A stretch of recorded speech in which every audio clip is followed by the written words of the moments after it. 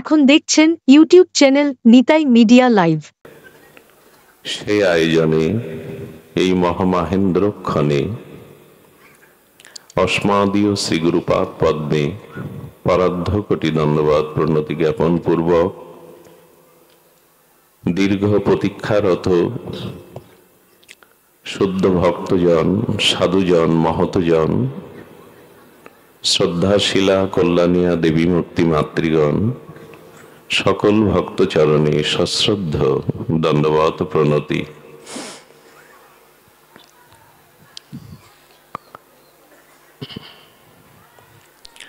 ভগবান কপিল বলছেন মাতা দেবাহুতিকে, হে মাতো,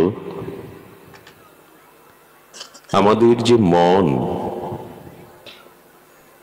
এ মন বিষয় অভিমুখী। যতদিন বিষয় অভিমুখী মনের গতি প্রকৃতি,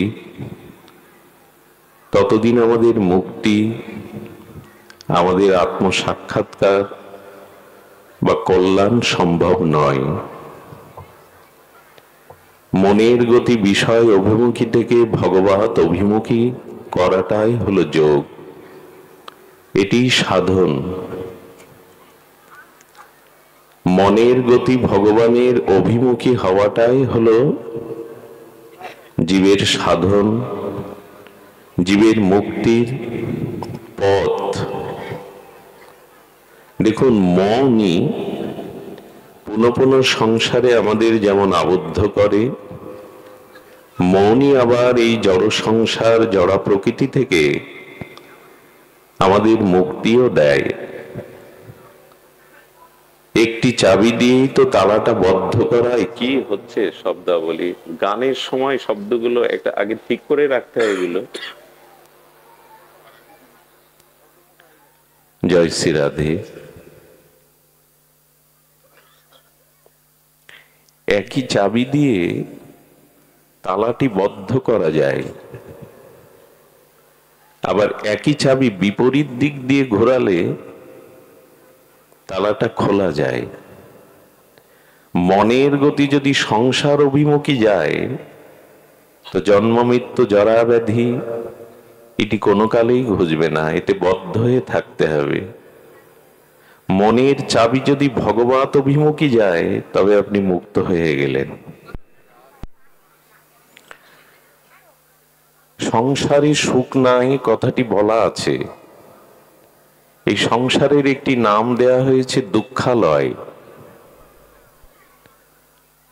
সংসারের নাম ভগবান গীতাতে দিয়েছে দুঃখালয়, কিন্তু উপলব্ধি আসেনি যে সংসার দুঃখের ক্ষেত্র, দুঃখের জ্বালাময়, ভবমহা দাবাগ্নিময় এই সংসার। একটি ছেলে পিতার কাছ থেকে টাকা নিয়ে বাজারে আম কিনতে গেছে। আপনারা জানেন, কাষ্ঠ দিয়ে বা মাটি দিয়ে কিছু শিল্পী আছে আম, পেয়ারা, আপেল তৈরি করে রং চড়িয়ে দিয়ে বিক্রি করে। এগুলো খেলনা আম, খেলনা আপেল। মানুষ যাতে ভুল না করে, ওখানে লেখা আছে নকল ফলের দোকান। ছেলেটা সাইনবোর্ডটা পড়েনি যেটা নকল ফলের দোকান। আমের অমৃত রস পান করবে বলে টাকা দিয়ে সেই খেলনা আমই কিনে এনেছে। তার ধারণা বাজারের জিনিস ধুয়ে পেতে হয়। জলের পাত্রে আমটাকে ধুতে গিয়ে দেখে রং উঠে গলে গিয়েছে, আমের স্বাদ নেওয়া হয়নি। ছেলেটা দোকানদারের কাছে গিয়ে বলছে, এই খেলনা মাটির আম কেন দিয়েছেন? এ তো আস্বাদন করা যায় না। বলে, তুমি হয়তো দেখোনি, এখানে সাইনবোর্ডে লেখা রয়েছে এটা নকল ফলের দোকান। দেখতে আমের মতো, কিন্তু রস পাবে না, স্বাদ পাবে না। সংসার দেখাই সুখের মতো, এখানে আদতেও কোনো সুখ নেই। ভগবান নাম দিয়েছেন দুঃখের আলায়, আপনি আমি সুখের আলাই খুঁজছি সংসারে। এটি দুঃখের আলয়। কেন দুঃখ যদি প্রশ্ন করেন, তো সেটির কারণ হলো আমরা মৃত্যুময় সর্পের মুখের মধ্যে গ্রাসে আছি।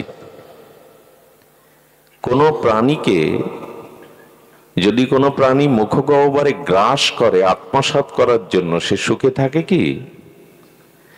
মৃত্যুরূপ কালসর্প সর্বদা আমাদের মুখগহ্বরে রেখেছে। মৃত্যুময় কালসর্পের মুখগহ্বরের মধ্যেই আমরা। এতে মানুষ শান্তি পাবে কি করে? মৃত্যু কালসর্প সম আমাদের গ্রাস করছে সর্বদা। এবং এই পৃথিবীর যা কিছু বস্তু, ব্যক্তি, পরিস্থিতি, কুটুম্ব, স্বজন,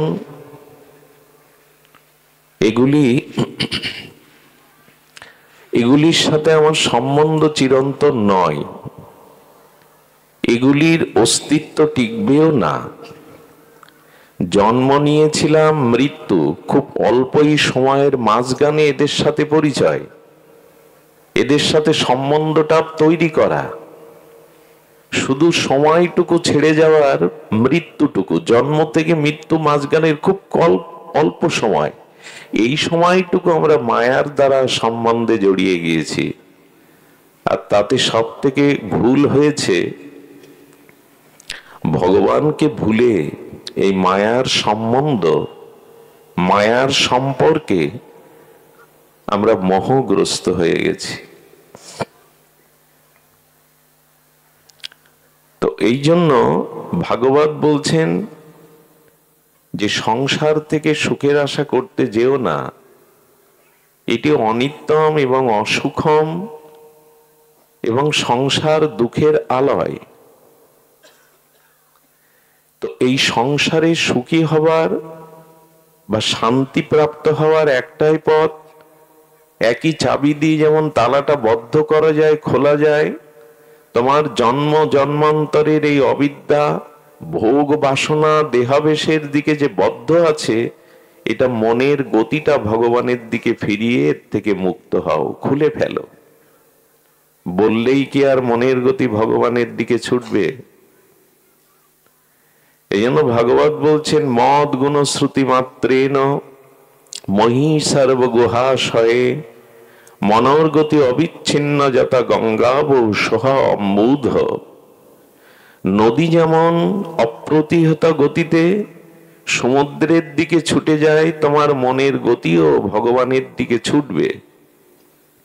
তোমার অন্তরে তুমি চির শান্তি পাবে, তাপ দূরীভূত হবে। দেখুন, সূর্যের কিরণ আমাদের প্রয়োজন।